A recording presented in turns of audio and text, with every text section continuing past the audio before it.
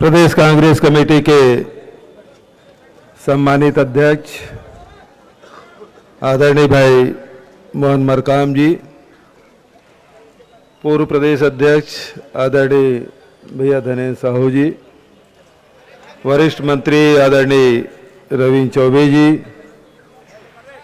आदरणीय भाई अमतेज शुक्ल जी, आदरणीय छाया वर्मा जी, आदरणीय कवासी लखमा जी, अमरजीत भगत जी, हमारे मंत्री द्वय, आदरणीय शुक्ला जी, आदरणीय शर्मा जी, आदरणीय दुप्पड़ जी, ठाकुर जी, भाई सलेश जी, गिरीश जी, महेंद्र जी, विकास जी, एजाज जी, सुंदर जी, यहाँ के अध्यक्ष दुबे जी, नीता लोधी जी, किरणमयी नायक जी, आदरणीय राजेंद्र तिवारी जी, आदरणीय पाठक जी, सभी आदरणीय भाई रवीश घोष जी और संचालक भाई शुक्ला जी, साथ ही हमारे बहुत सुंदर भजन गा रहे थे भाई सड़ंगी जी, और साथी और उपस्थित भाइयों बहनों, युवा साथियों और पत्रकार मित्रों, आज साल का आखिरी दिन और गांधी मैदान में गांधी की प्रतिमा को पुष्पांजलि करते हुए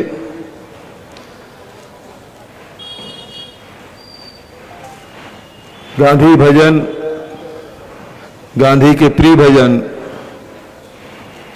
वैष्णव जन तो तेने कहिए जो पीर पराई जाने रे, और रघुपति राघव राजा राम के गायन के साथ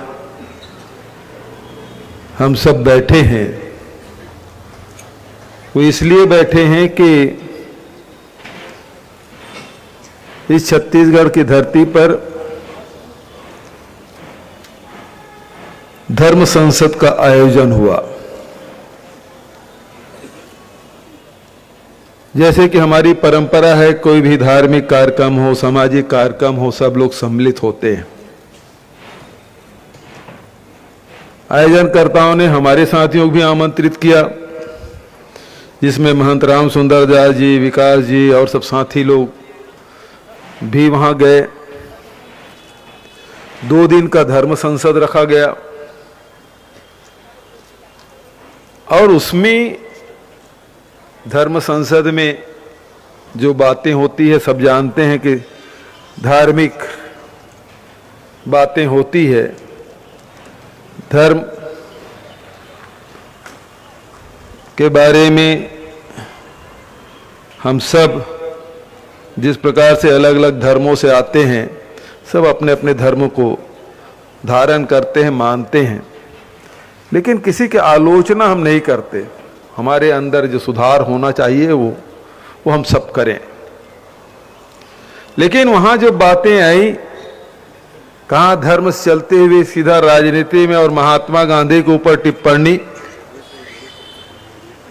और उसमें जिस भाषा का प्रयोग किया गया वो भाषा कोई सामान्य व्यक्ति नहीं कर सकता। उस भाषा का प्रयोग वहां हुआ और वहां पुरजोर विरोध महंत राम सुंदर दास जी ने किया। अब वो काली चरण है कि गाली चरण है, उसे गाली देने के लिए भेजा गया था, क्या है उसके पीछे क्या उद्देश्य है, हम लोगों को नहीं पता। इसके पहले कभी छत्तीसगढ़ आए हो, छत्तीसगढ़ के लोगों से कभी उनका संपर्क रहा है, कोई नहीं जानता। लेकिन अचानक वो प्रकट हुए और महात्मा गांधी के खिलाफ अनलगढ़ बातें और हत्यारे गोडसे की प्रशंसा करने लगे। आज महात्मा गांधी के बारे में किसी को बताने की जरूरत नहीं है, लेकिन जिस समय महात्मा गांधी जीवित थे, उस समय के महापुरुषों ने उनके बारे में क्या कहा, वो महत्वपूर्ण है। 1934-35 में जब वो रविन्द्रनाथ टैगोर के आश्रम में गए तो उनके स्वागत में एक गीत बनाया गया था जो कालजयी गीत बना, एकला चलो रे। कांग्रेस का अधिवेशन होता है तो उसमें उस गीत को गाया जाता है, एकला चलो रे, एकला चलो रे। और उसके बाद जो स्वागत भाषण हुआ, रविन्द्रनाथ टैगोर ने सबसे पहले महात्मा का प्रयोग, गांधी जी के लिए महात्मा का प्रयोग रविन्द्रनाथ टैगोर ने किया। तो रविन्द्रनाथ टैगोर जी जो बोल रहे हैं उसके खिलाफ ये बोलने वाले कौन होते हैं? क्या रविन्द्रनाथ टैगोर को हम नहीं मानते? क्या रविन्द्रनाथ टैगोर से बड़ा एक गालीचरण हो गया है? या तथाकथित जो आजकल भाजपा और आरएसएस के जो एजेंट बने हैं वो उससे बड़े हो गए हैं, जिन्होंने महात्मा की उपाधि दी? दूसरी बात मैं कहना चाहता हूं, सुभाष बाबू के बारे में कौन नहीं जानता, जिन्होंने तुम मुझे खून दो मैं तुम्हें आजादी दूंगा का नारा लगाया और यही त्रिपुरी अधिवेशन में उसे कांग्रेस का राष्ट्रीय अध्यक्ष बनाया गया। और बापू ने तब कहा था, पट्टाभी सीतारमैया की जब हार हुई तब उन्होंने कहा ये मेरी हार है। और जो विचार गांधी के थे, जो कांग्रेस के विचार थे, उसे इतर विचार सुभाष चंद्र बोस के थे।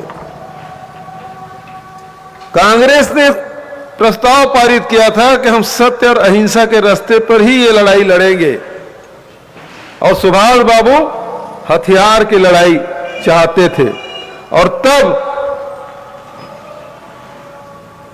ये बात सरदार वल्लभ भाई पटेल ने कही नेहरू से। नेहरू जी से कहा कि ऐसे व्यक्ति अध्यक्ष बने हैं जो कांग्रेस के सिद्धांत के विपरीत विचार रखते हैं, और ये बात पहुंचाएगी सुभाष बाबू के पास। सुभाष बाबू ने कहा बिल्कुल ठीक आप कह रहे हैं, और तब उन्होंने वो पद त्यागा था। वैचारिक मतभेद थे, एक अहिंसा का रास्ता, एक हिंसा का रास्ता।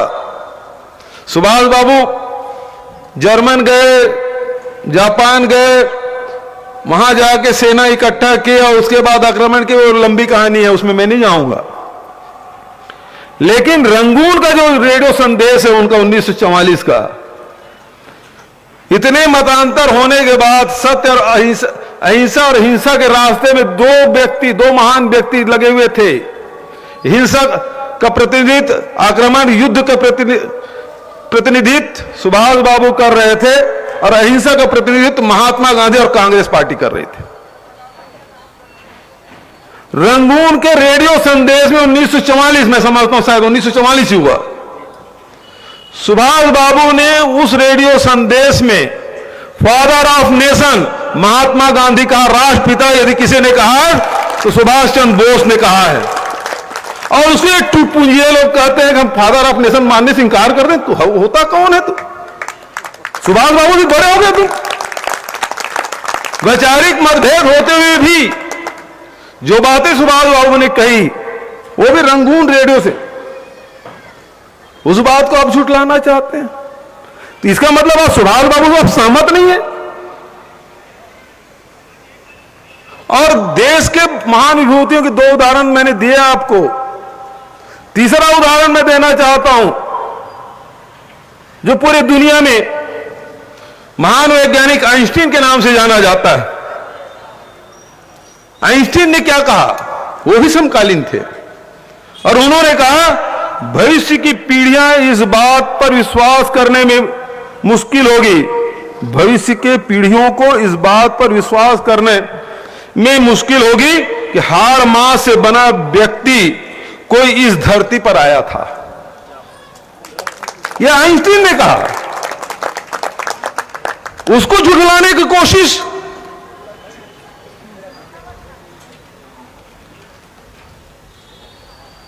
अभी जिस धर्म संसद की बात कहते हैं, और आज तक के जितने धर्म संसद हुए सबसे बड़ा धर्म संसद शिकागो में 1883 में हुआ, जिसमें भारत का प्रतिनिधित्व स्वामी विवेकानंद ने किया। विवेकानंद जी से छत्तीसगढ़ का गहरा नाता, पूरे जीवन 39 साल की उसकी उम्र, सबसे ज्यादा समय कलकत्ता में बिताया, उसके बाद सर्वाधिक समय यदि कहीं बिताया तो हमारे छत्तीसगढ़ के रायपुर में इसी सामने की बिल्डिंग में रह के उन्होंने बिताया। विवेकानंद को विवेकानंद बनाने में छत्तीसगढ़ की माटी का भी योगदान है।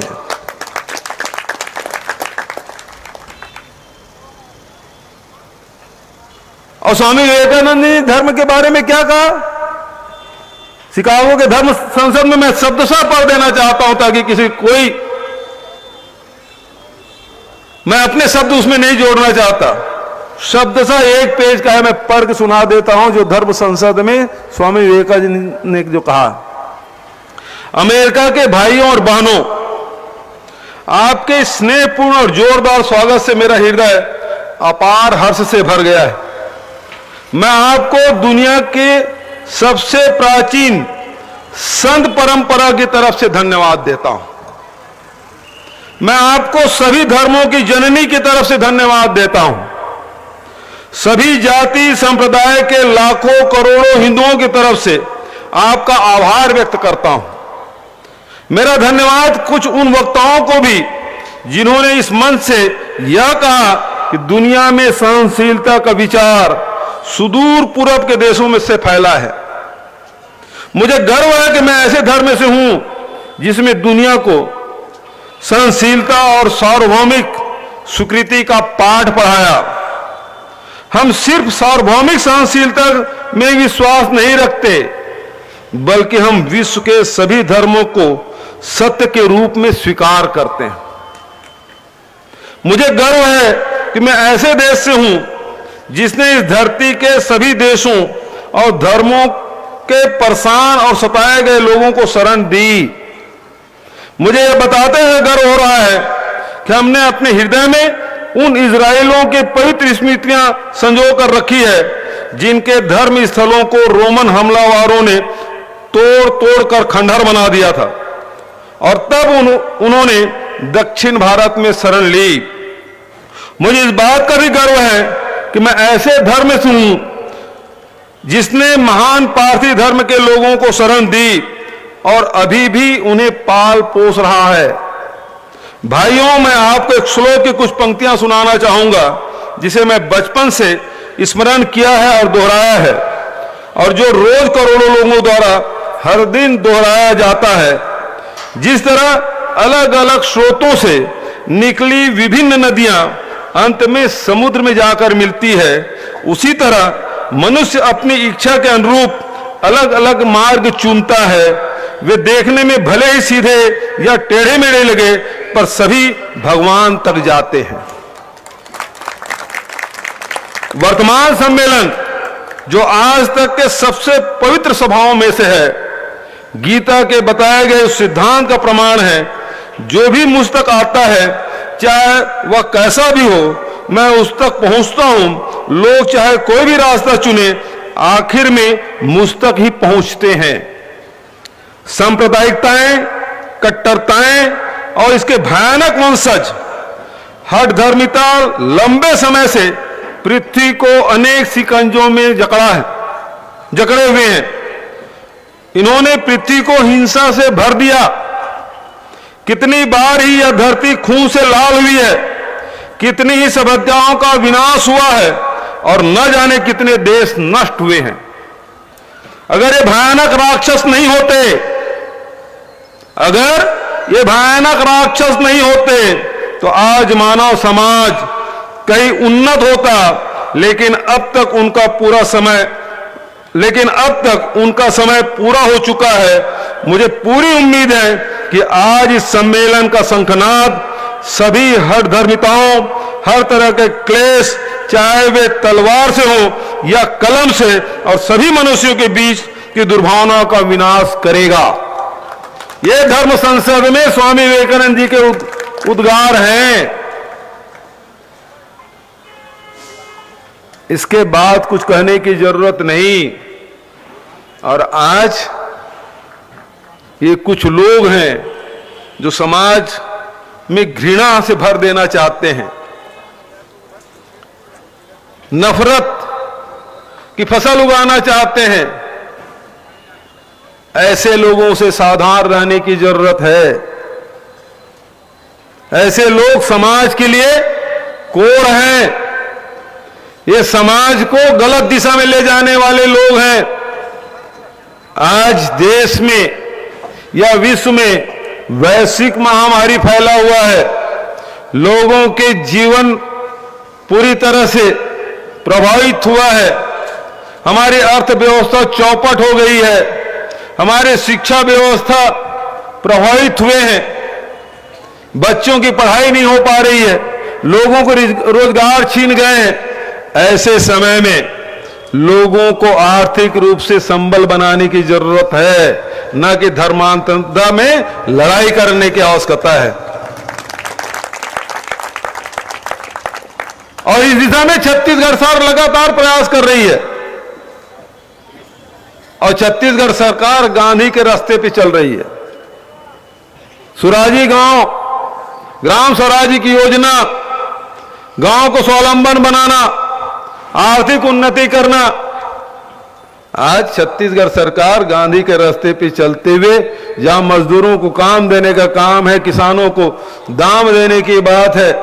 अभी खरीदी चल रहा है, 1 महीने हुआ है। आज 58% लोग अपना धान बेच चुके हैं। 42% धान अगले महीने में खरीद लिया जाएगा।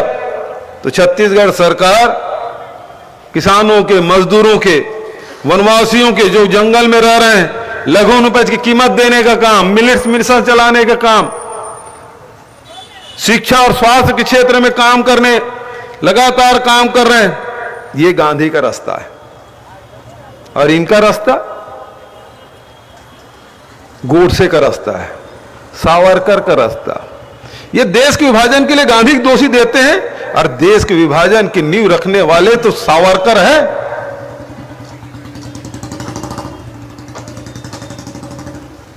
विभाजन के हवा देने वाला व्यक्ति कोई है तो जिन्ना है। और दोनों व्यक्ति के बारे में मैं आपको बताना चाहूंगा, जिन्ना भी नास्तिक थे, जिन्ना भी नास्तिक थे और सावरकर भी नास्तिक। लेकिन दुर्भाग्य, एक मुसलमानों का नेता बन गया, एक हिंदुओं का नेता बनाने जा रहे हैं लोग। गांधी खुद कहते थे मैं हिंदू हूं, वैष्णव हिंदू हूं। गाय को माता से भी बढ़कर बताया। और सावरकर ने, जो जानवर अपने ही मलमूत्र में बैठते हैं और पूंछ से अपनी पीठ पर ही उसको लेप करते हैं, वो हमारी माता कैसे हो सकती है? जिसके बारे में लोग कह रहे हैं उसी की चेला है गोडसे, जो गांधी के पैर छूकर उसकी हत्या की। इनका तो सिद्धांत यह है, यदि गुरु को मारना तो उसे प्रणाम करके उसको मारा जा सकता है, हत्या किया जा सकता है। ये सिद्धांत के लोग हैं लोग। ये हिंदुओं का रास्ता नहीं हो सकता। जैसे कि मैंने अभी पढ़ा, विवेकानंद जी ने कहा कि कहीं से भी निकले नदियां समुद्र में जाती है। रामकृष्ण परमहंस, जो उनको गुरु, वो अकेले संत हैं जिन्होंने पूरे दुनिया में उद्घोष किया कि मैंने सभी पंथों से, सभी उपासना पद्धति से मैंने उपासना की। तंत्र विद्या से, अविद्या तंत्र से, सबसे प्रार्थना की। अलग अलग पंथ, हमारे 10 पंथ हैं, उससे भी प्रार्थना उन्होंने की। उनके अलग अलग गुरु हैं, उसके बारे में चर्चा मैं कभी कर सकता हूं।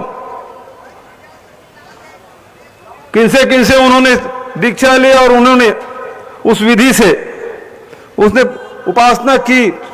मुस्लिम पद्धति से भी उन्होंने किया, क्रिश्चियन पद्धति से भी उन्होंने किया। और तीनों पद्धति से करने के बाद वो दौर था जब हिंदू अपने को श्रेष्ठ बता रहे थे, मुसलमान अपने को श्रेष्ठ बता रहे थे, क्रिश्चियन अपने को श्रेष्ठ बता रहे थे, उस दौर में रामकृष्ण परमहंस उद्घोष करते हैं कि आप चाहे किसी विधि से, किसी परंपरा से, किसी रास्ते से, किसी उपासना पद्धति से आप उपासना करिए, उसी एक ईश्वर के पास पहुंचेंगे आप।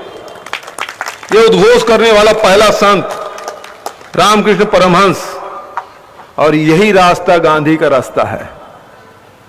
यही हमारे संत परंपरा, प्राचीन परंपरा हिंदुस्तान की, चाहे वैदिक काल हो, उपनिवेश काल हो, चाहे बौद्ध और महावीर का काल हो, चाहे शंकराचार्य के काल हो, चाहे निम्बकाचार्य के काल हो, न माधवाचार्य की बात हो, चाहे वो गुरु नानक देव, कबीर, तुलसी, सूर के काल की बात हो, चाहे वो गुरु घासीदास की बात हो, सारे संतों ने एक बात कही, सत्य ही ईश्वर है। सत्य के रास्ते में चलने की बात उन्होंने कही, क्योंकि हम सब कण कण में भगवान देखते हैं, कण कण में ईश्वर है। जब कण कण में ईश्वर व्याप्त है तो उससे अछूता कौन है? हम सब तो उसी ईश्वर के संतान हैं, फिर हम में भेद कैसा? और ये लोग, ये हमारे भारत की परंपरा, भारतीय परंपरा, ऋषि परंपरा, संत परंपरा, जिसका प्रतिनिधित्व महात्मा गांधी, और जिस रास्ते पे चलने वाली कोई पार्टी है तो कांग्रेस पार्टी। और ये लोग आजादी की लड़ाई में कभी भाग नहीं लिए, ये कभी समाज सुधार नहीं किए। बता दे कोई समाज सुधार का कोई काम किया हो आरएसएस या उनके अनुषंगिक संगठन? गांधी जब रायपुर आए थे तो उन्होंने कहा, पंडित सुंदरलाल शर्मा मेरे गुरु। क्यों? कि पंडित सुंदरलाल शर्मा ने समाज के जो छुआछूत से पीड़ित समाज है उसको मंदिर प्रवेश करने के लिए कहा। उन्होंने जनेऊ पहनाने के काम किया। तकलीफें उसको हुई सुंदरलाल शर्मा को, लेकिन उस रास्ते से डिगे नहीं। इसलिए उन्होंने कहा अछूतोद्धार का काम यदि सबसे पहले किया तो पंडित सुंदरलाल शर्मा ने, इसलिए उन्होंने गुरु कहा।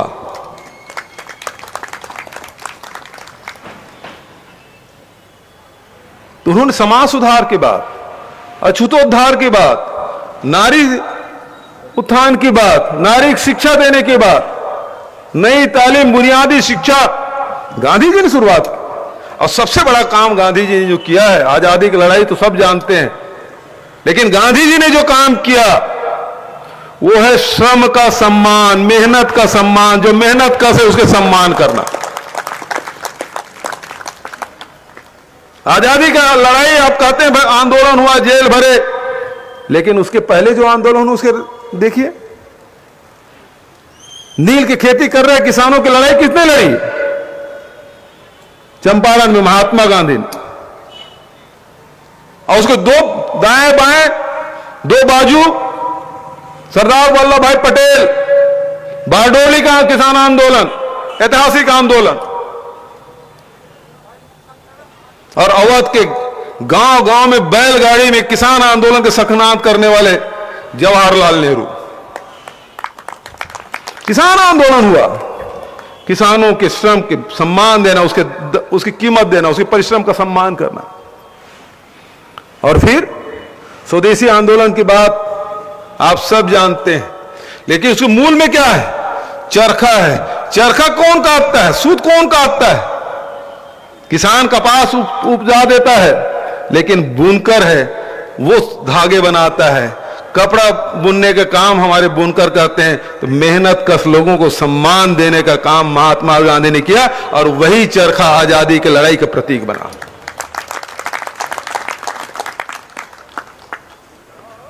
श्रम का सम्मान का एक और उदाहरण, उन्होंने भेद नहीं किया। वो किसान और बुनकर तक सीमित नहीं रहे, बल्कि जो मैला ढोते हैं, पैखाना साफ करते हैं, वो काम भी महात्मा गांधी ने अपने हाथों से किया। उसको, उस काम को भी सम्मानित करने का काम किसी ने किया तो महात्मा गांधी ने। हमारे मोची मेहर समाज के लोग चमड़ा काटते हैं, खाल उतारने का भी काम महात्मा गांधी ने किया, चप्पल बनाने भी काम किया। उस व्यक्ति को चप्पल सी के दिया जिन्होंने कारागार में डाला था। उस अंग्रेज अधिकारी को जेल में चप्पल जो बनाया उस अंग्रेज अधिकारी को दिया, और अंग्रेज अधिकारी जीवन भर वो चप्पल अपने घर में सुरक्षित रखे, पहनने की साहस नहीं कर सके, इसलिए कि महात्मा गांधी जो सत्य के रास्ते में चलते हैं उन हाथों से ये चप्पल सिला गया, इसलिए मैं अपने पैर में धारण नहीं कर सकता। ये नैतिक ताकत। आज जो मेहनत का शोषण कर रहे हैं वही लोग ये लोग हैं, चाहे वो भाजपा हो, चाहे बीएचपी हो, चाहे वो बजरंग दल हो, चाहे वो आरएसएस हो। यहां तो कांग्रेस में जो जितना मेहनत करेगा, जितना सेवा करेगा उतना सम्मान पाएगा, और आरएसएस में जो जितना बड़ा गुरु दक्षिणा देगा गुरु पूर्णिमा को उतना बड़ा पद पाएगा। तो जो मेहनत कस है उसको शोषण करने वाले के प्रतिनिधित्व कोई करते हैं तो ये भारतीय जनता पार्टी आरएसएस करते हैं। इसीलिए राहुल गांधी जी ने हिंदू और हिंदुत्ववादी की जो बात कही वो यही लाइन है कि श्रम का सम्मान महात्मा गांधी ने, जवाहरलाल नेहरू ने, सरदार पटेल ने, इंदिरा गांधी ने क्या किया? हरित क्रांति का आह्वान किया। पूरे देश के किसानों ने आज 140 करोड़ जन तक 3 साल तक के अनाज उत्पादन करके रख दिया है। ये अन्नदाता है कि इंदिरा गांधी का आह्वान पे हुआ था, और आज उसको एमएसपी तक नहीं दे पा रही है सरकार।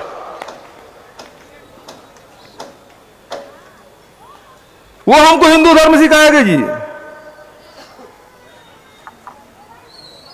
ये कौन कालीचरण के वो हिंदू धर्म कहां प्रतिनिधि बन गया? कौन बनाया उसको? गालीचरण को।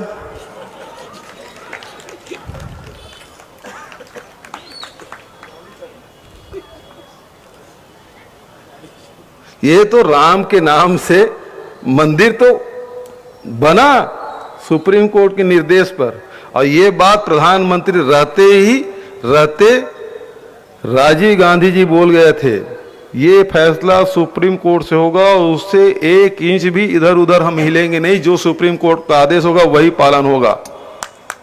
प्रधानमंत्री रहते उन्होंने कहा था, और वही बात सच साबित हुई। सुप्रीम कोर्ट के आदेश पे बना, लेकिन इनका तो ये है मंदिर तो बन रहा है, अच्छी बात है, लेकिन जमीन की सौदाबाजी चल रहा है। राम नाम जपना, पराया माल अपना। बनारस में गया था मैं, परसों और जाऊंगा। काशी विश्वनाथ आप सब जानते हैं, भगवान भोलेनाथ जब तप करके आते थे तो मां अन्नपूर्णा से वो भिक्षा लेते थे और तब वो भोजन ग्रहण करते थे। तो काशी विश्वनाथ में माता अन्नपूर्णा के दर्शन के बिना आपके दर्शन, वो यात्रा आपके पूर्ण नहीं होगी। लेकिन मोदी और योगी सरकार ने उस रास्ता को ही बंद कर दिया है। वहां जो चारों तरफ जो प्रतिमाएं स्थापित थी, मूर्तियां स्थापित थी, सिद्ध विनायक की, काल भैरव की, और भी वो सब हटा दिए गए और उसे कॉरिडोर बना दिए। कॉरिडोर बोल रहे हैं, एक्चुअल में शॉपिंग मॉल बना दिया है। और कौन आ रहे हैं बनाने वाला? कौन? गुजरात के। दुकान में कौन बैठेगा? गुजरात के। अभी अमूल के फैक्ट्री खोले, कौन खोलेगा? गुजरात के। तो बनारस के लोग बोल रहे कि हम लोग घुइयां छीनेंगे, उनकी रोजी रोटी छीन ली। ते राम नाम जपना, पराया माल अपना, ये वोट के खातिर करते हैं, हम नोट के खातिर भी कर रहे हैं, सिद्ध हो गया है। हम लोगों ने भी राम की पूजा की, राम वन गमन पर्यटन पथ बनाया, हमने वोट नहीं मांगा उसके नाम से।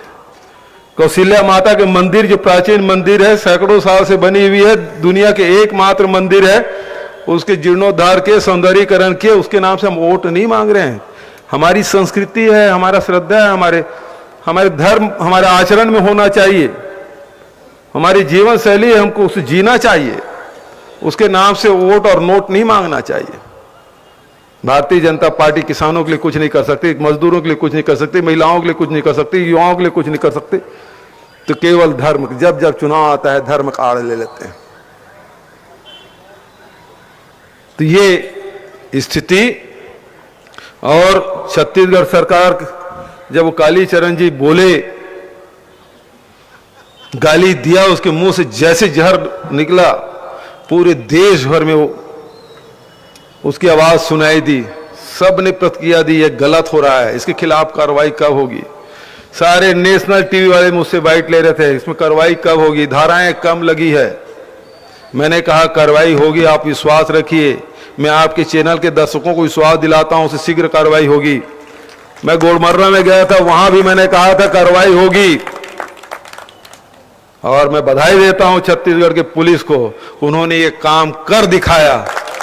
ऐसे गालीचरण को उनको पकड़ के 24 घंटे के भीतर कोर्ट में लाके खड़ा कर दिया।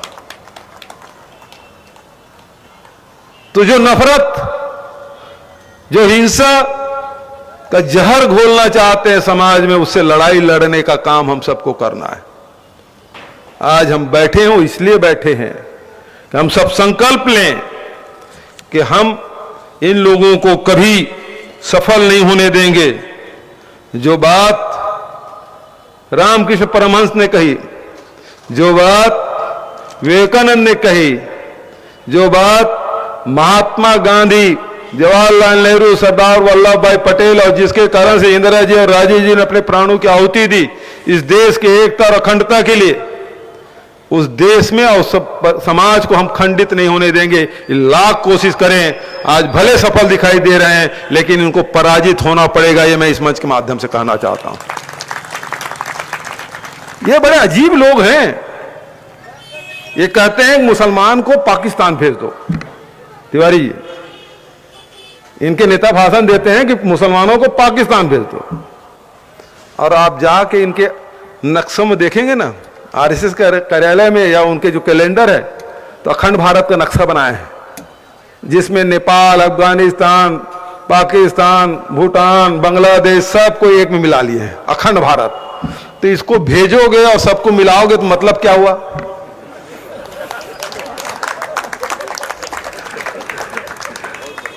है? इसको भेज दो, अच्छी बात है, भेज दो, और उसके बाद बोलते उसको अखंड भारत में मिला लो। तो क्यों भेज रहे हो भाई? मतलब हम लोग भोले भाले जनता गुमराह करो। तो ऐसे सोच के लोग हैं जिसकी कोई जिम्मेदारी नहीं है, लेकिन हम जिम्मेदार लोग हैं।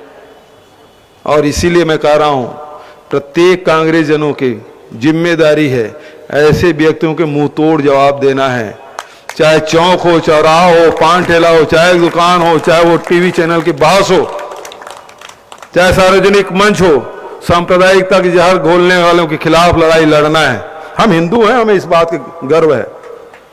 लेकिन जो बात स्वामी विवेकानंद ने कही है, उस बात को भी हम ध्यान में रखते हैं, उस रास्ते में भी हम चलने वाले लोग हैं। संत वो थे, युग पुरुष थे, विवेकानंद की तस्वीर तो लोग लगा लेते हैं, लेकिन विवेकानंद के रास्ते में चलते नहीं। ये सरदार पटेल को भी अपनाना चाहते हैं, ये गांधी भी अपनाना चाहते हैं, कभी चश्मा लगा लेते हैं, कभी लाठी पकड़ा देते हैं। उसके तस्वीरों में देखो, गांधी का अपनाते हैं, अच्छी बात है, गांधी अमर रहे का नारा भी लगाते हैं।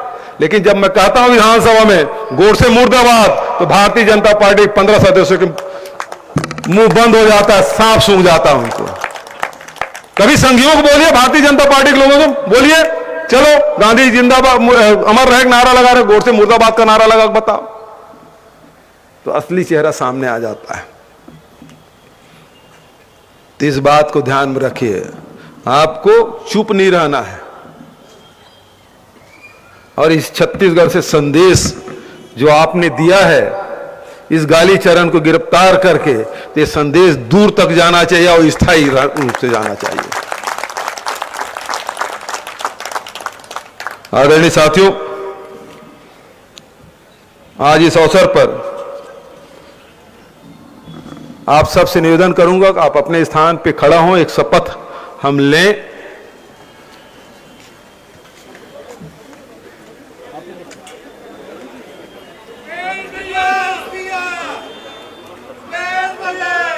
ना ना, सब हाथ सामने कर लें और जैसे मैं दोहरा रहा हूं वैसे आप सब दोहराएंगे।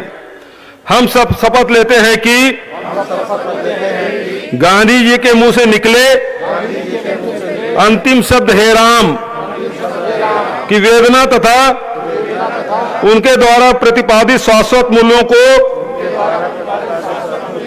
आत्मसात करेंगे तथा जन जन तक उन्हें पहुंचाने तथा उनको सदा जीवंत रखने हेतु निरंतर प्रयत्नशील होंगे। बहुत बहुत धन्यवाद।